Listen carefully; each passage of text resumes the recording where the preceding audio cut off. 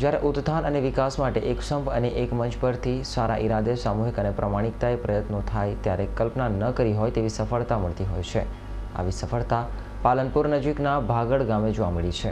અહીંની વાત કરીએ તો એક જમાનામાં વીજળી પણ નહોતી અને તેવા ગામમાં આજે ગામ લોકોના સહિયારા પ્રયત્નોએ અનેકવિધ સુવિધાઓ સાથે વાઈફાઈ અને સીસીટીવીની સુવિધા પણ આ ગામમાં મળતા આ ગામ વિકસિત ગામ સાથે કોમી એકતાનું પ્રતીક બન્યું છે। આખા ગામના એક વ્યક્તિએ ટીમવર્ક સાથે આ ગામની વિકાસ ગાથા લખી છે, જેથી આ ગામ એક આદર્શ ગામની નવી પહેચાન બની છે।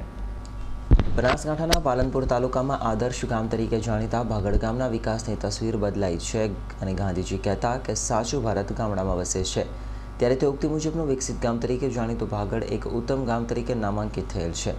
અહીં પંચાયતી રાજની શરૂઆતથી સરપંચની ચૂંટણી થઈ નથી, કેમ કે અહીં ગામ લોકો રાજકીય કાવાદાવાવાળા રાજકારણ કરતા વિકાસને પ્રથમ પ્રાવધાન આપે છે અને માટે જ આ ગામમાં લોકો જાતે સરપંચ અને સભ્યોની પસંદગી કરે છે અને વર્ષોથી આ ગામ સમરસ ગામ બન્યું છે। ગામની કુલ વસ્તી 8700ની છે, જ્યારે ગામના કુલ મકાનો 1950 છે, જેમાં 1492 પાકા મકાનો છે, જ્યારે માત્ર 8 અર્ધ કાચા મકાનો છે। અહીં એક પણ મકાન કાચું નથી અને આખું ગામ સ્વચ્છતા અભિયાનને ભરેલું છે અને માટે જ આ ગામના પ્રત્યેક ઘરમાં શૌચાલય છે અને આ ગામે 100 શૌચાલય સુવિધાની સિદ્ધિ મેળવી છે। ગામમાં પીવાના પાણીની સુવિધા માટે 4 બોર તથા જૂથ પાણી પુરવઠાની સગવડ છે। તો વળી અહીં દરેક મકાન અને ગલી તેમજ દુકાનોમાં કચરો દેખાતો નથી, જેનું એકમાત્ર કારણ પણ સ્વચ્છતા અભિયાન છે। અહીં વેપારી અને લોકો પોતાનો કચરો એક પાત્રમાં રાખે છે અને પંચાયત તેને નીતિ ઉઠાવી યોગ્ય જગ્યાએ નિકાલ કરાવે છે। તો વળી અહીંની ગ્રામ પંચાયત ગ્રામ પંચાયત છે, જેમાં તમામ પ્રકારના દાખલા, ઉતારા, UGVCL બિલ, પાસપોર્ટ તેમજ ઇલેક્શન કાર્ડ અને જન્મ મરણ અને લગ્ન નોંધણી સહિતની સેવાઓ થાય છે। ગામની શેરીઓમાં CCTV કેમેરા મૂકવામાં આવ્યા છે અને વાદ વિવાદને ગામ લોકો જાતે સમજણથી સમજાવી અંત લાવવા માંગે છે। અહીં પોલીસ ચોપડે ગુનાઓ નોંધાતા નથી અને અહીં તમામ કૌમના લોકો ભાઈચારાની લાગણી રહેતા હોવાનું અબ્દુલ રશીદ ધંધા ઉપસરપંચે જણાવ્યું હતું।